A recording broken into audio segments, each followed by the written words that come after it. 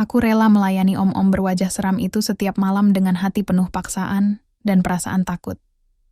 Demi menyicil hutang keluargaku, dulu hidupku adalah matahari pagi, hangat, sederhana, dan penuh harapan. Aku ingat betul aroma kopi buatan ibu setiap subuh, celoteh riang adikku yang masih kecil, dan senyum ayah yang selalu menyemangatiku sebelum berangkat kerja. Kami bukan keluarga kaya, tapi kebahagiaan selalu melimpah di rumah kami. Aku punya mimpi, cita-cita untuk menjadi seorang guru, dan membagikan ilmu kepada anak-anak kurang mampu. Namun, mimpi itu hancur berkeping-keping dalam satu malam. Malam ketika ayah mengalami kecelakaan tragis saat pulang kerja.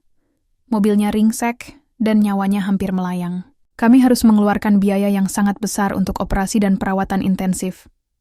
Tabungan keluarga ludes, bahkan rumah pun terancam disita. Di tengah keputusasaan, datanglah sosok itu. Pak Rento, rentenir yang terkenal kejam di kampung kami. Dengan senyum liciknya, dia menawarkan pinjaman tanpa jaminan, tapi dengan bunga yang mencekik leher. Aku tahu ini adalah jalan pintas yang berbahaya, tapi aku tidak punya pilihan lain. Aku menandatangani perjanjian itu tanpa membaca isinya dengan seksama. Sebuah kesalahan bodoh yang akan menghantuiku seumur hidup. Awalnya kami masih bisa membayar cicilan, tapi bisnis kecil-kecilan ibu semakin merugi, dan ayah belum bisa bekerja seperti dulu. Bunga pinjaman terus membengkak, hingga akhirnya kami benar-benar tidak sanggup lagi membayar. Pak Rento mulai menagih dengan kasar, mengancam akan menyita rumah dan membawa kami ke jalanan. Suatu malam dia datang dengan tawaran yang membuatku mual. Aku bisa melupakan hutang kalian, katanya dengan suara serak. Tapi kamu harus membantuku. Aku bertanya apa yang dia maksud, dan jawabannya membuatku merinding. Aku harus melayani teman-temannya setiap malam. Om-om berwajah seram yang akan datang ke sebuah rumah bordil terselubung di ujung kota. Aku menolak mentah-mentah.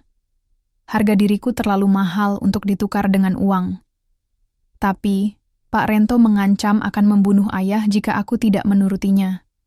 Aku menangis, berteriak, dan meronta. Tapi aku tidak punya kekuatan untuk melawan. Aku harus memilih, menyelamatkan keluargaku atau menjaga kehormatanku. Malam itu, untuk pertama kalinya, aku menginjakan kaki di tempat terkutuk itu. Bau alkohol dan parfum murahan menusuk hidungku. Lampu remang-remang menyoroti wajah-wajah lapar yang menatapku dengan nafsu. Aku merasa seperti sepotong daging yang dijual di pasar. Aku dipaksa mengenakan gaun merah yang terlalu pendek dan riasan tebal yang membuatku terlihat seperti badut. Pak Rento mendorongku ke sebuah kamar dan menyuruhku tersenyum. Aku tidak bisa. Air mata terus mengalir di pipiku.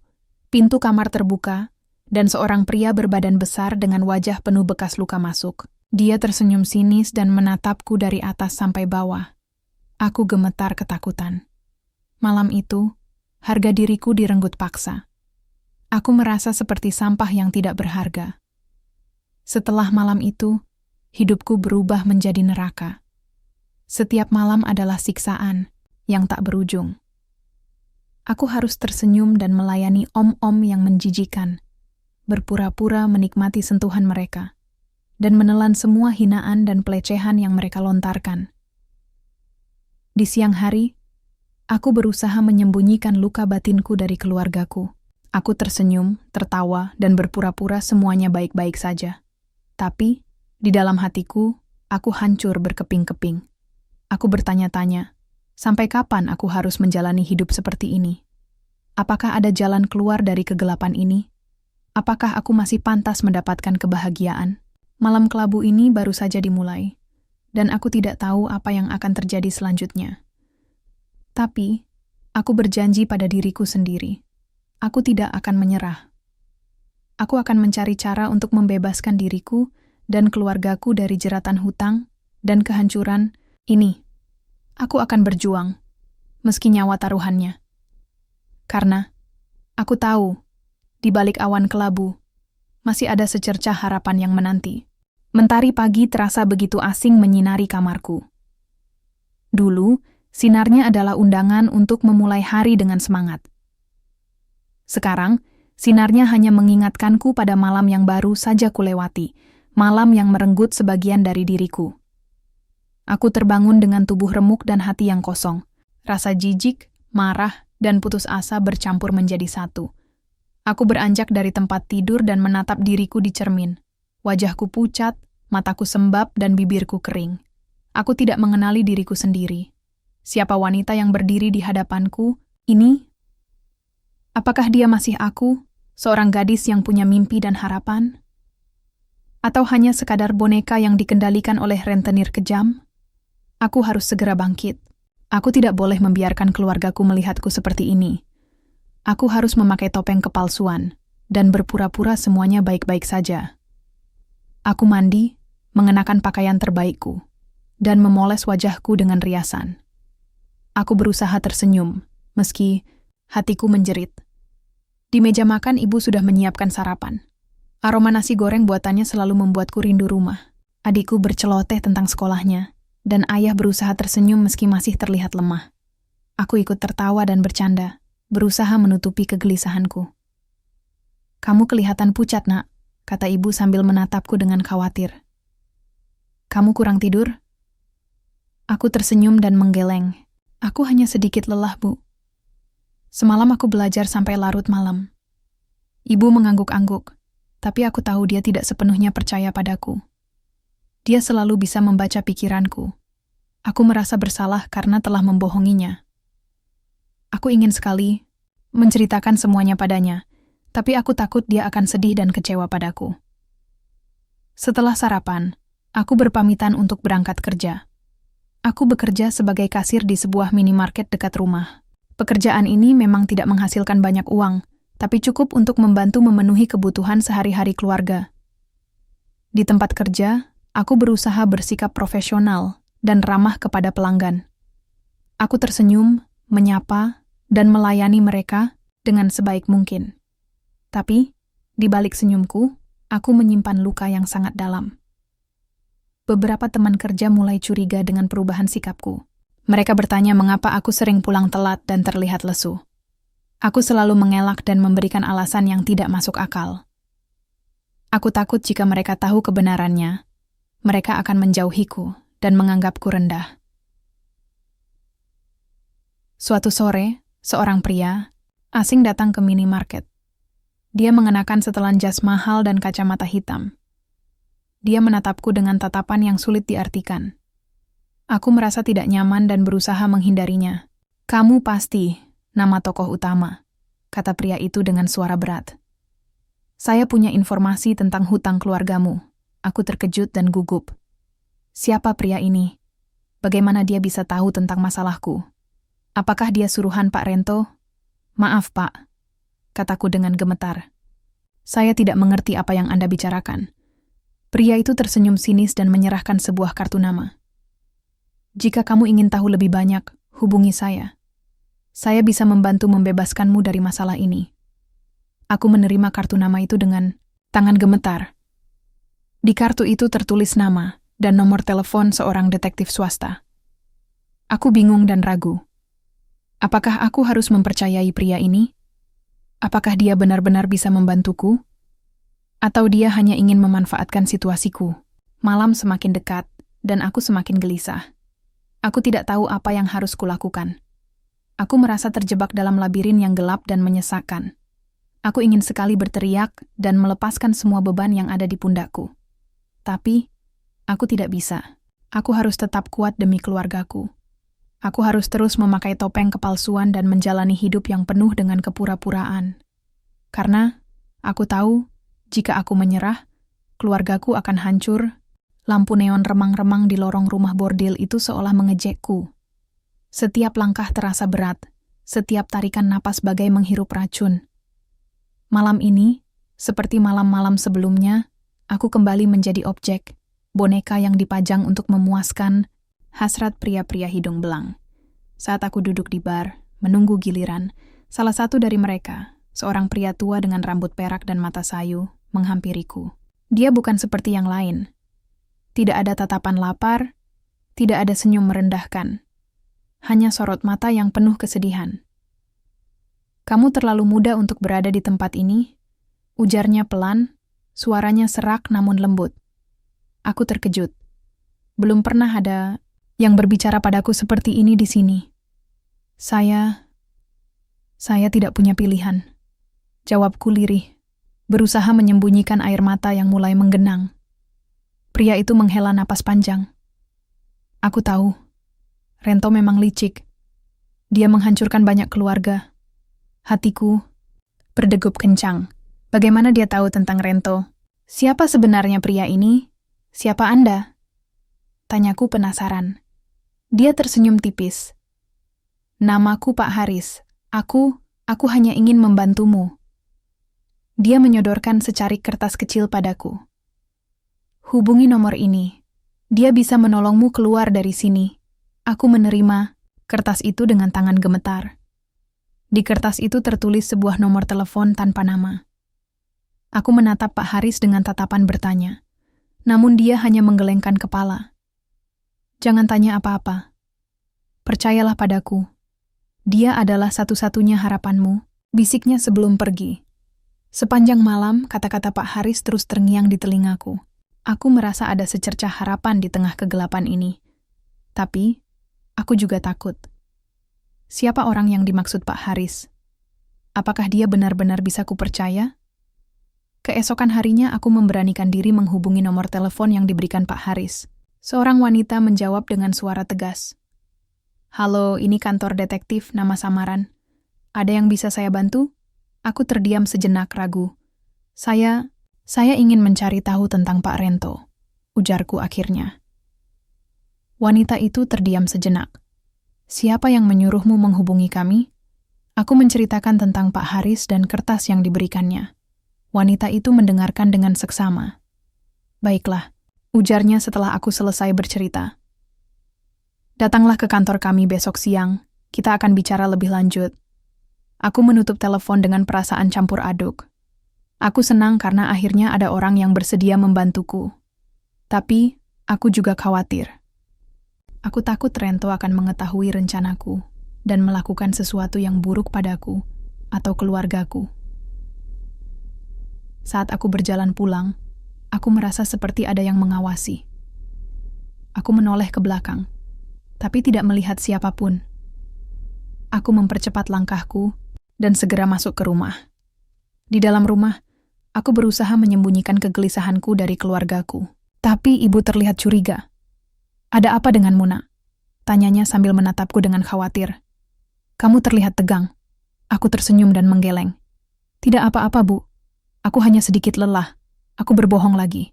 Aku merasa bersalah karena terus menyembunyikan kebenaran dari mereka. Tapi, aku tidak tahu bagaimana cara menjelaskannya. Aku takut mereka tidak akan mengerti dan malah menyalahkanku. Malam itu, aku tidak bisa tidur nyenyak. Aku terus memikirkan tentang Rento, Pak Haris, dan detektif misterius itu. Aku merasa seperti berada di tengah permainan catur yang berbahaya. Setiap langkah yang kulakukan bisa menentukan nasibku dan keluargaku. Aku harus berhati-hati. Aku harus cerdik. Aku harus berani. Karena aku tahu, hanya dengan melawan balik aku bisa membebaskan diri dari kegelapan ini. Pagi itu, aku berangkat ke kantor detektif dengan jantung berdebar kencang. Aku masih ragu, tapi rasa ingin tahu dan harapan untuk bebas lebih besar dari ketakutanku. Kantor itu terletak di sebuah gedung tua yang kumuh di pusat kota.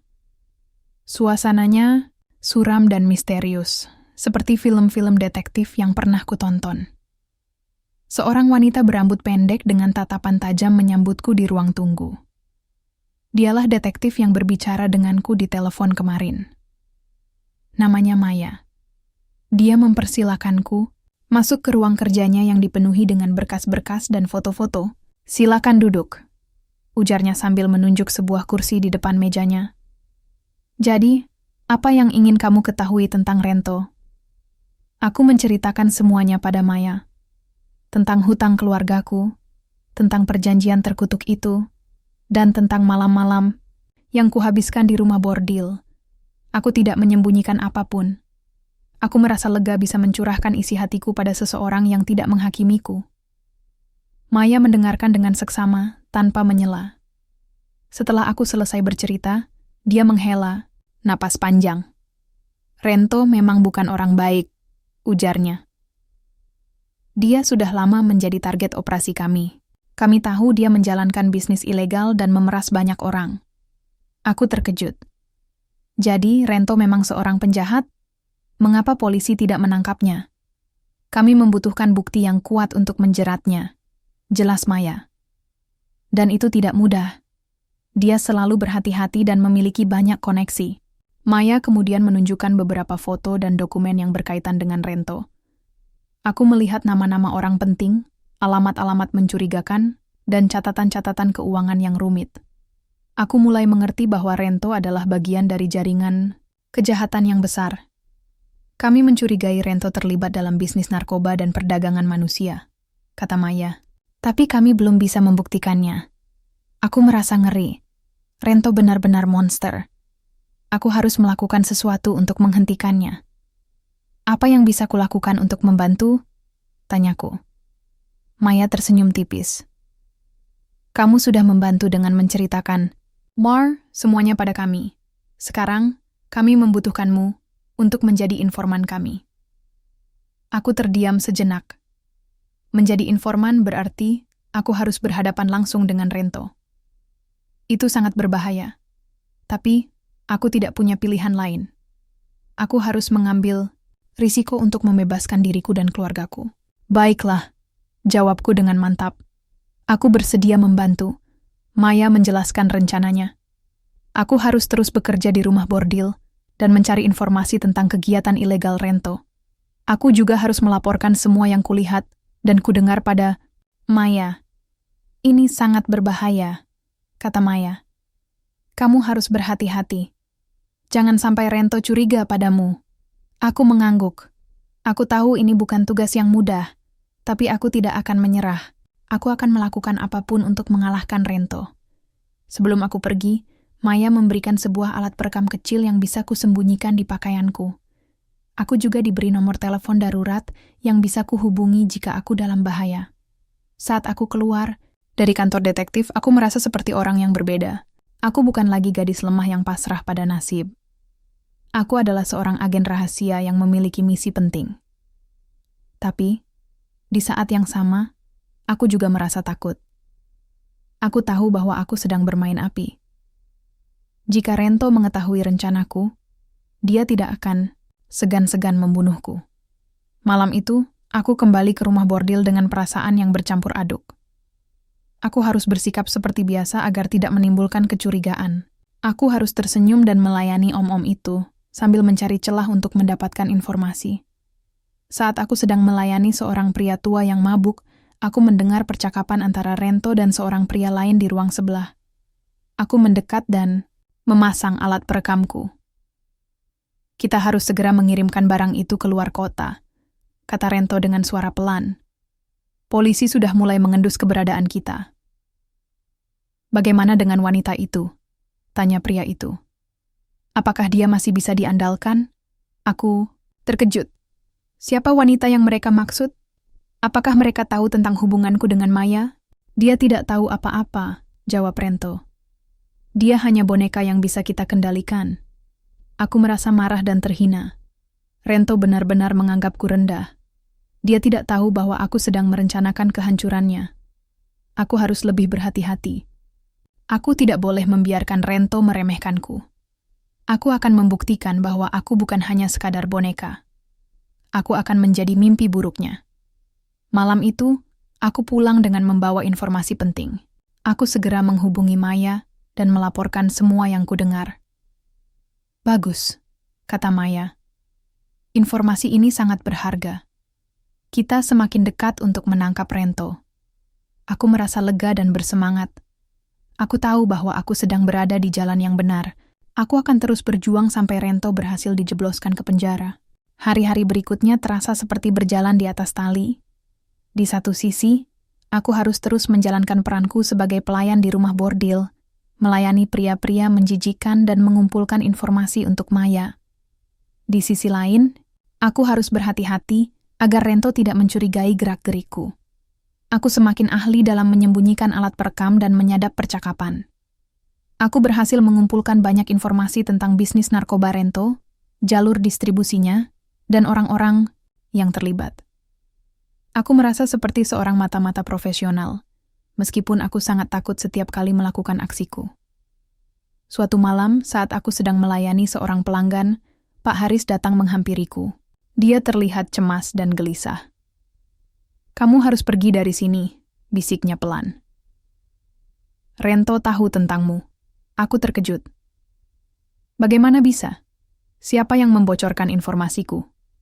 "Dia menemukan alat perekammu," lanjut Pak Haris. "Dia tahu kamu bekerja sama dengan polisi." Hatiku berdegup kencang. Aku dalam bahaya besar. Rento pasti akan membunuhku jika dia menangkapku. "Siapa yang memberitahumu?" Tanyaku panik. "Itu tidak penting," jawab Pak Haris. "Yang penting sekarang adalah kamu harus segera pergi. Aku akan membantumu melarikan diri." Aku ragu. Aku tidak tahu apakah aku bisa mempercayai Pak Haris. Tapi, aku tidak punya pilihan lain. Aku harus percaya pada instingku. "Baiklah," kataku. "Aku ikut denganmu." Pak Haris membawaku ke sebuah pintu belakang yang tersembunyi. Kami keluar dari rumah bordil dan berlari ke arah jalan raya. Aku merasa seperti sedang melarikan diri dari neraka. Saat kami sedang menunggu taksi, tiba-tiba sebuah mobil berhenti di depan kami. Beberapa orang bertubuh besar keluar dari mobil dan mengejar kami. Mereka adalah anak buah Rento. "Cepat lari!" teriak Pak Haris. Kami berlari sekuat tenaga, tapi mereka semakin mendekat. Aku merasa putus asa. Aku tidak mungkin bisa lolos dari mereka. Tiba-tiba, Pak Haris berhenti dan berbalik menghadap para pengejar. Dia mengeluarkan sebuah pistol dari balik jaketnya dan menembak ke arah mereka. Aku terkejut. Pak Haris ternyata seorang penjahat? Mengapa dia membantuku? "Lari! Jangan pikirkan aku," teriak Pak Haris sambil terus menembak. Aku tidak mau meninggalkannya, tapi aku tahu aku harus menurutinya. Aku berlari sekuat tenaga dan berhasil bersembunyi di balik sebuah bangunan. Aku melihat Pak Haris terus bertempur melawan anak buah Rento. Dia sangat hebat dalam menggunakan senjata. Aku tidak menyangka seorang pria tua seperti dia bisa begitu berbahaya. Akhirnya, anak buah Rento berhasil melumpuhkan Pak Haris. Mereka menyeretnya ke dalam mobil dan pergi. Aku merasa sedih dan bersalah. Aku telah menyebabkan Pak Haris tertangkap. Aku tidak tahu apa yang harus kulakukan. Aku sendirian dan ketakutan. Aku tidak punya tempat untuk bersembunyi. Tiba-tiba, teleponku berdering. Aku melihat nomor Maya di layar. Aku mengangkat telepon dengan gemetar. "Di mana kamu?" tanya Maya dengan suara cemas. "Kami tahu Rento mengejarmu." Aku menceritakan semua yang terjadi pada Maya. Dia mendengarkan dengan seksama dan kemudian menyuruhku untuk tetap tenang. "Kami akan menjemputmu," kata Maya. "Tetaplah di tempatmu dan jangan pergi kemanapun." Aku menunggu dengan cemas di balik bangunan. Aku takut Rento akan menemukanku sebelum polisi datang. Akhirnya, aku melihat sebuah mobil polisi berhenti di depanku. Maya keluar dari mobil dan menghampiriku. "Ayo, kita harus segera pergi," katanya. "Rento pasti sudah menyebarkan anak buahnya untuk mencarimu." Aku masuk ke dalam mobil polisi, dan kami segera melaju pergi. Aku merasa lega dan aman. Aku akhirnya berhasil lolos dari kejaran Rento Maya, membawaku ke sebuah tempat persembunyian yang aman. Aku merasa bersyukur bisa beristirahat dan memulihkan diri. "Pak Haris adalah seorang mantan polisi," kata Maya. "Dia sudah lama menyelidiki kasus Rento. Dia menyamar sebagai pelanggan di rumah bordil untuk mendapatkan informasi." Aku terkejut. "Jadi, Pak Haris adalah seorang pahlawan? Mengapa dia tidak memberitahuku sejak awal?" "Dia tidak ingin melibatkanmu." "Dalam bahaya, jelas Maya. Dia hanya ingin melindungimu." Aku merasa terharu. Pak Haris adalah orang yang baik. Aku berharap dia akan baik-baik saja. "Kami akan berusaha menyelamatkannya," kata Maya. "Tapi kami membutuhkan bantuanmu. Aku tahu apa yang harus kulakukan." Aku harus membalas budi Pak Haris dengan membantu polisi menangkap Rento. Aku tidak akan membiarkan Rento lolos dari hukum. Aku siap membantu, kataku dengan mantap. Apa yang harus kulakukan? Maya menjelaskan rencananya. Aku harus menyamar sebagai pengedar narkoba dan bertemu dengan Rento untuk melakukan transaksi. Aku akan memasang alat penyadap di tubuhku dan merekam semua percakapan. Ini adalah rencana yang sangat berbahaya. Jika Rento mengetahui penyamaranku, dia pasti akan membunuhku. Tapi, aku tidak peduli. Aku siap mempertaruhkan nyawaku untuk mengalahkan Rento dan membebaskan keluargaku. Malam itu, jantungku berdebar kencang saat aku melangkah masuk ke gudang tempat Rento menungguku. Udara pengap dan bau mesiu menusuk hidungku. Lampu remang-remang hanya menerangi sebagian kecil ruangan, menyisakan bayangan-bayangan yang menakutkan. Aku tahu ini bisa jadi malam terakhirku. Aku mengenakan pakaian yang disiapkan Maya, jaket kulit besar yang menyembunyikan alat penyadap di tubuhku.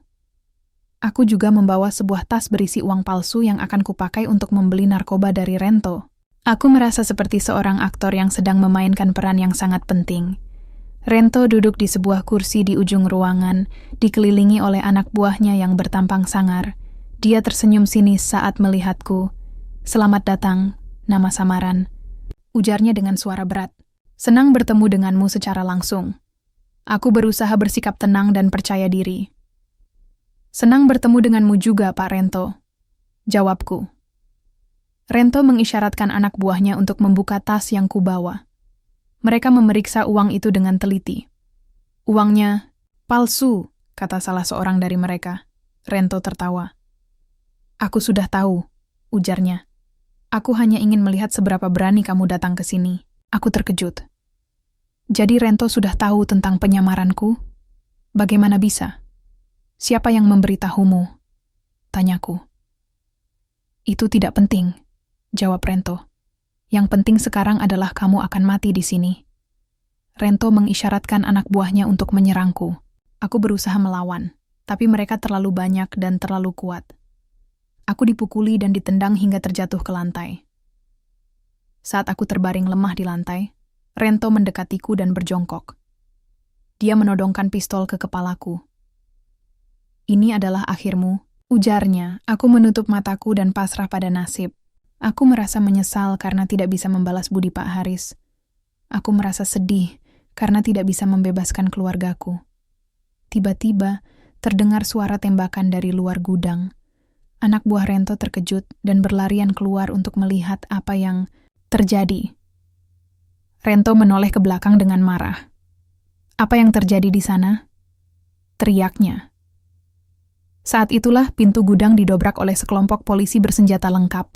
Maya memimpin penyerbuan tersebut. "Jangan bergerak!" teriak Maya. "Kalian semua ditangkap!" Rento terkejut dan berusaha melarikan diri. Tapi Maya dengan sigap melompat dan menangkapnya. "Permainanmu sudah berakhir, Rento," kata Maya sambil memborgol tangannya. Anak buah Rento berusaha melawan, tapi polisi dengan cepat melumpuhkan mereka. Pertempuran sengit terjadi di dalam gudang. Tembakan demi tembakan saling bersahutan. Aku berusaha bangkit dari lantai dan membantu polisi. Aku menendang dan memukul anak buah Rento yang mencoba menyerang polisi. Aku merasa seperti seorang pejuang yang sedang membela kebenaran. Setelah beberapa menit, semua anak buah Rento berhasil ditangkap. Rento sendiri hanya bisa pasrah saat digiring keluar dari gudang. Maya menghampiriku dan membantuku berdiri. "Kamu baik-baik saja?" tanyanya. Aku mengangguk. "Terima kasih, Maya," kataku. "Kamu telah menyelamatkan hidupku." "Kita masih belum selesai," jawab Maya. "Kita harus menyelamatkan Pak Haris." Maya menjelaskan bahwa mereka telah mengetahui tempat. Rento menyekap Pak Haris. Mereka akan segera menyerbu tempat itu. Aku ikut bersama Maya dan polisi menuju tempat penyekapan Pak Haris. Aku tidak sabar untuk melihatnya selamat. Saat kami tiba di tempat penyekapan, kami melihat sebuah rumah tua yang kumuh. Polisi segera mengepung rumah itu dan menyerbu masuk. Aku ikut masuk ke dalam rumah dan mencari Pak Haris. Aku menemukannya di sebuah ruangan bawah tanah yang gelap dan lembab. Dia terikat di sebuah kursi dengan mulut disumpal kain. Aku segera melepaskan ikatannya dan membuka sumpalnya. Pak Haris batuk-batuk dan berusaha bernapas. "Kamu baik-baik saja, Pak Haris?" tanyaku. Pak Haris mengangguk lemah. "Terima kasih," ujarnya. "Kamu telah menyelamatkanku. Aku merasa lega dan bahagia. Pak Haris akhirnya selamat. Aku telah berhasil membalas budinya." Polisi membawa Pak Haris keluar dari rumah dan membawanya ke rumah sakit. Aku ikut bersamanya. Di rumah sakit, dokter memeriksa kondisi Pak Haris. Dia mengalami beberapa luka memar dan patah tulang, tapi secara keseluruhan dia baik-baik saja. Aku duduk di samping tempat tidur Pak Haris dan menemaninya. Aku merasa berutang budi padanya. "Terima kasih, nama tokoh utama," kata Pak Haris. "Kamu adalah seorang wanita yang hebat." Aku tersenyum. "Aku hanya ingin melakukan hal yang benar," jawabku. Malam itu, Rento dan anak buahnya berhasil ditangkap dan dijebloskan ke penjara. Aku merasa lega dan bahagia. Aku akhirnya berhasil mengalahkan kejahatan. Tapi aku juga merasa sedih. Aku telah kehilangan banyak hal dalam pertarungan ini. Aku telah kehilangan harga diriku, kepercayaanku, dan nyaris kehilangan nyawaku. Aku tahu bahwa aku tidak akan pernah bisa melupakan pengalaman pahit ini. Tapi, aku juga tahu bahwa aku telah menjadi orang yang lebih kuat dan lebih bijaksana. Beberapa bulan telah berlalu sejak penangkapan Rento. Kehidupan kembali berjalan normal, meskipun bekas luka di hatiku masih terasa perih. Rento dan seluruh jaringannya kini mendekam di balik jeruji besi, menunggu hukuman yang setimpal atas kejahatan mereka. Pak Haris pulih sepenuhnya dan kembali bertugas di kepolisian. Aku kembali bekerja di minimarket, namun kali ini dengan perasaan yang berbeda. Aku tidak lagi merasa takut atau malu. Aku berjalan dengan kepala tegak dan senyum tulus. Aku adalah seorang penyintas, seorang pejuang yang berhasil mengalahkan kegelapan. Keluargaku akhirnya mengetahui kebenaran tentang apa yang kulakukan untuk melunasi hutang. Awalnya, mereka marah dan sedih. Ayah merasa bersalah karena telah membebaniku dengan masalahnya. Ibu menangis dan memelukku erat. Adikku hanya bisa menatapku dengan tatapan kagum. Namun, setelah mendengar ceritaku secara lengkap, mereka akhirnya mengerti dan memaafkanku. Mereka bangga padaku karena telah berani berkorban demi keluarga. Mereka berjanji akan selalu mendukungku dan mencintaiku apa adanya. Hutang keluarga akhirnya lunas berkat bantuan dari pemerintah dan donasi dari masyarakat. Aku merasa lega dan bersyukur. Aku akhirnya bisa bernapas lega dan memulai hidup baru. Aku memutuskan untuk melanjutkan kuliah dan mengejar impianku menjadi seorang guru. Aku ingin membagikan pengalamanku dan menginspirasi anak-anak untuk tidak pernah menyerah pada keadaan. Aku ingin menjadi contoh bahwa kebaikan dan harapan selalu ada, bahkan di tengah kegelapan. Suatu hari, aku menerima surat dari Pak Haris. Dia mengundangku untuk makan malam di sebuah restoran mewah. Aku terkejut dan senang. Aku tidak sabar untuk bertemu dengannya lagi. Saat aku tiba di restoran, Pak Haris sudah menungguku di meja. Dia mengenakan setelan jas yang rapi dan terlihat sangat tampan. Aku merasa gugup dan salah tingkah. "Kamu terlihat cantik malam ini," kata Pak Haris sambil tersenyum. Aku tersipu malu. "Terima kasih," jawabku. "Kamu juga terlihat sangat tampan." Kami menghabiskan malam itu dengan bercerita dan tertawa. Pak Haris menceritakan tentang pekerjaannya di kepolisian dan tentang kasus-kasus yang sedang dia tangani. Aku menceritakan tentang kuliahku dan tentang impianku menjadi seorang guru. Di akhir makan malam, Pak Haris menggenggam tanganku dan menatapku dengan tatapan yang dalam. "Nama tokoh utama," ujarnya dengan suara lembut. "Aku tahu ini mungkin terlalu cepat, tapi aku ingin kamu tahu bahwa aku sangat mengagumimu. Kamu adalah wanita yang kuat, berani, dan baik hati. Aku ingin menghabiskan sisa hidupku bersamamu." Aku terkejut dan terharu. Aku tidak pernah menyangka Pak Haris akan menyatakan perasaannya padaku. Aku juga menyukainya. Tapi aku takut untuk memulai hubungan baru setelah semua yang telah kulalui. Aku terdiam sejenak, mencoba mencari kata-kata yang tepat. "Pak Haris," ujarku akhirnya. "Aku juga menyukaimu. Tapi, aku butuh waktu untuk memikirkan ini. Aku masih memiliki banyak luka yang harus kusembuhkan." Pak Haris mengangguk mengerti. "Aku mengerti," ujarnya. "Aku akan menunggumu selama apapun yang kamu butuhkan." Aku tersenyum dan menggenggam tangannya erat-erat. "Terima kasih," kataku. "Kamu adalah orang yang sangat baik. Aku tahu bahwa aku belum sepenuhnya sembuh dari trauma masa lalu. Tapi aku juga tahu bahwa aku tidak sendirian. Aku memiliki keluarga yang mencintaiku, teman-teman yang mendukungku, dan seorang pria yang mengagumiku. Aku memutuskan untuk membuka hatiku dan memberikan kesempatan pada cinta. Aku percaya bahwa cinta bisa menyembuhkan luka dan memberikan kebahagiaan. Aku tahu bahwa masa depan tidak pasti, tapi aku tidak takut. Aku siap menghadapi segala tantangan yang akan datang. Karena aku tahu, di dalam diriku terdapat kekuatan yang tak terbatas. Aku telah melewati malam yang gelap dan menemukan cahaya di ujung terowongan. Aku akan terus berjalan menuju cahaya itu, dengan keyakinan dan harapan di hatiku. Aku akan menjalani hidupku dengan penuh arti dan memberikan yang terbaik bagi dunia. Karena aku percaya, kebaikan akan selalu menang atas kejahatan. Dan cinta akan selalu mengalahkan kebencian.